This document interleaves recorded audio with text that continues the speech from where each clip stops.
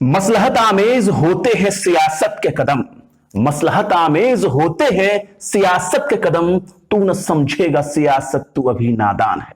जी हां, पूरे देश को नादान समझने की कोशिश हो रही है, और कोशिश इसलिए भी हो रही है क्योंकि चुनाव की तारीख अब धीरे धीरे आने वाली है, और इसलिए अब हर तरफ नफरत के माहौल को बढ़ावा दिया जा रहा है।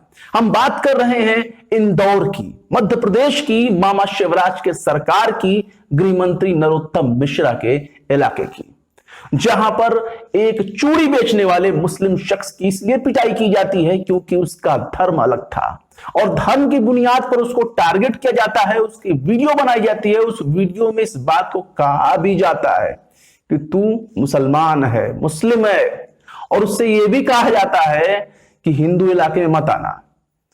अब उसके ऊपर आरोप लगाया जा रहा है कि वो दो दो आधार कार्ड लेकर के घूम रहा था, वो अपना नाम पहचान बदल करके हिंदू इलाकों में घूम करके चूड़ी बेच रहा था। तो ऐसे में सवाल यह है कि आपको कार्रवाई करनी चाहिए थी उन लोगों पे जिन पर यह आरोप लगे थे कि उन्होंने उस चूड़ी वाले के साथ मारपीट की थी। 2 लोगों को अब तक गिरफ्तार किया गया है मारपीट वाले केस में, लेकिन अब उस चूड़ी वाले पर ही मुकदमा दर्ज कर दिया गया है पोस्को एक्ट के तहत। नाबालिग से छेड़खानी की कई धाराएं लगाकर उस पर मुकदमा दर्ज कर दिया गया है।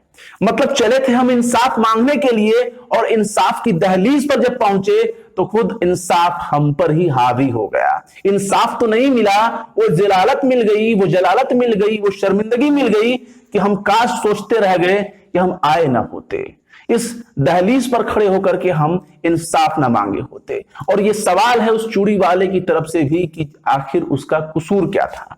और इसके बाद नरोत्तम मिश्रा का जो बयान आया वो इस बात को साबित करने के लिए काफी है कि हुकूमत के शह पर कुछ भी हो सकता है, और ऐसे मन चले दंगाई तालिबानी लोग अपने मन से कोई काम नहीं करते जब तक उनके पीठ पर पुष्टपनाही करने वाला कोई ना हो, उनके सर पर हाथ रखने वाला कोई ना हो। और इसका ताजा मिसाल आपको हम दिखाने जा रहे हैं। नरोत्तम मिश्रा जो गृह मंत्री हैं मध्य प्रदेश के, उनका क्या बयान आया है इस मामले को लेकर के। इंदौर में 2 समुदायों के बीच हुए विवाद मामले में दोनों पक्षों के खिलाफ कानूनी कार्रवाई की जा रही है। दोनों पक्षों के खिलाफ कानूनी कार्रवाई क्यों की जा रही है? यहां पिट तो एक पक्ष रहा है, दूसरा पक्ष तो उसे पीट रहा है।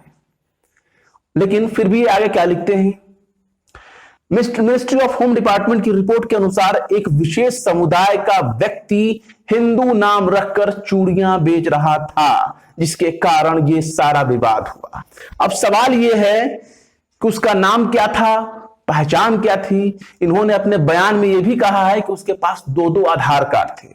तो ऐसे में सवाल यह है कि उसके पास 2-2 आधार कार्ड कैसे आए, और ये बयान देकर के खुद नरोत्तम मिश्रा फंस गए हैं। किस तरीके से हम आपको आज इसी एपिसोड में बताने वाले हैं, और इस एपिसोड में बताने वाले हैं कि लोगों के अंदर इसको लेकर के कितना गुस्सा भरा है। रणविजय सिंह लिखते हैं, चूड़ी बेचने वाले पर हुई एफआईआर, और एफआईआर की कॉपी इन्होंने लगाई हुई है, ट्वीट करके दिखा रहे हैं पत्रकार हैं, और इन्होंने लिखा है कि चूड़ी बेचने वाले पर ही एफआईआर। आशीष मिश्रा नाम के एक ट्विटर यूजर लिखते हैं, क्या लिख रहे हैं जरा इसको गौर करिएगा, क्योंकि जो विरोध की भाषा है वो पब्लिक की तरफ से उठ रही है। सवाल उठ रहा है नरोत्तम मिश्रा के पद के ऊपर, नरोत्तम मिश्रा के पद की गरिमा के ऊपर। क्या लिखते हैं आशीष मिश्रा? लिखते हैं, क्या नरोत्तम मिश्रा के मुताबिक चूड़ी वाला गली गली जाकर बता रहा था मैं फलाने हिंदू वाला, मैं फलाने हिंदू, फलानी कास्ट, फलाने गोत्र का चूड़ी वाला हूं, ये मेरा आधार कार्ड देखो और आओ मुझसे चूड़ी ले लो। या हिंदू नाम रखकर चूड़ियां बेचने का प्रोसेस क्या था? मध्य प्रदेश के गृह मंत्री वो बताएं। यह सवाल है कि क्या वो व्यक्ति गली गली घूम घूम कर अपना नाम, गोत्र, पहचान, जात, बिरादरी, मजहब बता रहा था कि आओ मुझसे चूड़ी पहन लो क्योंकि मैं फला जात का हूं, फला मजहब का हूं, फला जाति का हूं, फला बिरादरी का हूं, इसलिए चूड़ी पहनने के लिए घूम रहा था, पहनाने के लिए घूम रहा था वो? ये सवाल है।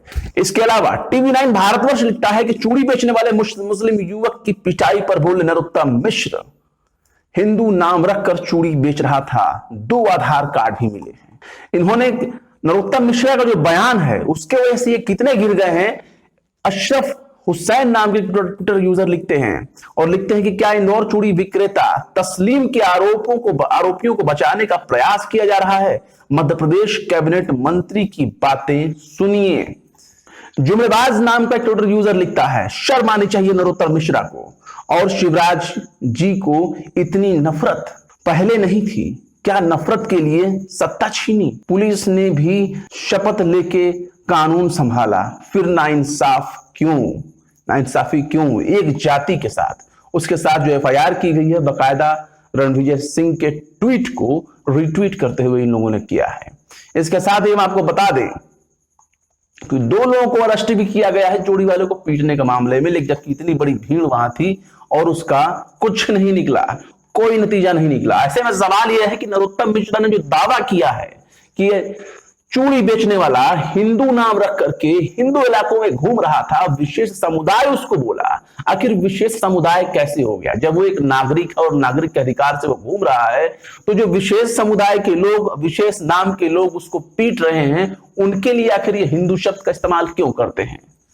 इन्हें हिंदू शब्द का इस्तेमाल से परहेज करना चाहिए था, बशर्ते ये कहते कि 2 विपरीत समुदाय के लोगों के बीच में झगड़ा हुआ है। एक गृह मंत्री जो गृह मंत्रालय संभाल रहा है, जो कैबिनेट मिनिस्टर है किसी राज्य का, उसकी जिम्मेदारी यह बनती है कि वो ऐसी बातें बोले जिससे माहौल कम्युनल ना हो और लोगों के अंदर ये फीलिंग ना हो, ये भावना ना हो कि ये गृह मंत्री खुद एक हिंदू हैं और पिटने वाला एक मुसलमान है। इसलिए ये भावना नहीं होनी चाहिए। इन्होंने जो आरोप लगाया उसके बारे में भी आपको बता दें, ऐसा कैसे हो सकता है कि एक व्यक्ति के पास 2 आधार कार्ड हो? ऐसा कैसे हो सकता है? ऐसा बिल्कुल नहीं हो सकता, क्योंकि आधार कार्ड बनाने का एक प्रोसेस है और इसका जवाब अगर 2 आधार कार्ड मिलता है तो इसका जवाब कौन देगा?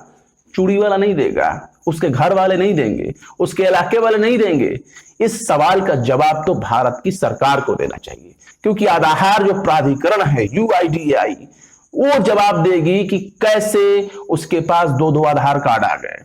एजेंसी जवाब देगी, जो एजेंसी उसको बनाई है, उस जिस आधार कार्ड को जो उसने बनाया है, वो जवाब देगी कि इन 2 नाम के आधार कार्ड की सच्चाई क्या है।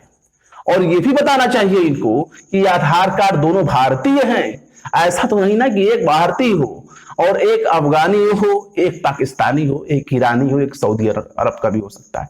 किस देश के दोनों आधार कार्ड हैं? क्योंकि भारत का यह कानून कहता है आधार कार्ड को लेकर के कि एक व्यक्ति के पास आजीवन केवल एक ही आधार कार्ड हो सकता है, क्योंकि उस पर बायोमेट्रिक टेस्ट हुए होते हैं, बायोमेट्रिक सैंपल होते हैं, रेटिना होती है। अगर आपका आधार कार्ड खो जाए, कोई डिटेल ना हो, फिर भी आप फिंगरप्रिंट्स की मदद से, अपने रेटिना की मदद से अपने आधार कार्ड को प्राप्त कर सकते हैं, पा सकते हैं। तो ऐसे में सवाल यह है कि नरोत्तम मिश्रा को इतना बड़ा झूठ बोलने की क्या जरूरत आ गई? तो जरूरत इसलिए आ गई क्योंकि कहावत है ना, जब सैया भय कोतवाल तो अब डर काहे का। तो सैया जो थे वो कोतवाल हो चुके हैं, यानी अब जो दंगाई मानसिकता के लोग हैं वो एक पार्टी विशेष के लोग माने जाते हैं। आपने देखा होगा कि जिस तरीके से इस चूड़ी वाले को पीटा गया, उस वायरल वीडियो में एक गेरुआ कलर का, भगवा कलर का कपड़ा पहना हुआ एक शख्स है जिसका कुर्ता दिखाई दे रहा होगा आपको। इस वीडियो क्लिप में देखिए वो कौन है। इस तरह के कपड़े कौन पहनते हैं? राजनीतिक लोग ही अक्सर इस तरह के कपड़े पहनते हैं। और जाहिर सी बात है अगर इसकी तह तक आप जाएंगे तो उसमें कोई ना कोई भाजपा का, RSS का, विश्व हिंदू परिषद का या किसी कट्टरपंथी हिंदूवादी संगठन का ही नाम आएगा, उससे ही वो ताल्लुक रखेगा। जंतर मंतर की घटना आप देख चुके हैं, आप देख चुके हैं कानपुर में किस तरीके से पीटा गया।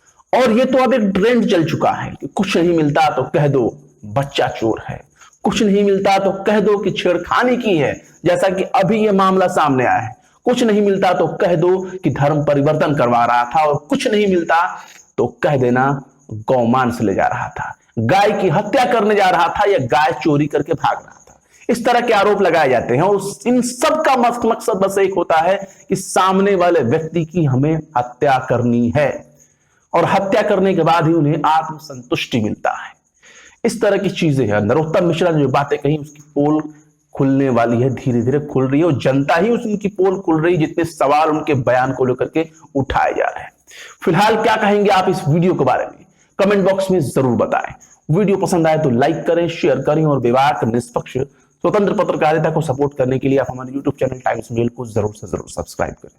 फिर मिलते हैं किसी और वीडियो में एक नई खबर के साथ। जय हिंद। तो देख लिया आपने हमारे इस वीडियो को। हमें उम्मीद है कि आपने हमारे वीडियो को लाइक किया होगा और दूसरों को भी शेयर किया होगा। अगर अभी तक आपने हमारे चैनल टाइम्स मेल को सब्सक्राइब नहीं किया है तो जल्दी से सब्सक्राइब कर दें और बेल आइकन भी प्रेस कर दें।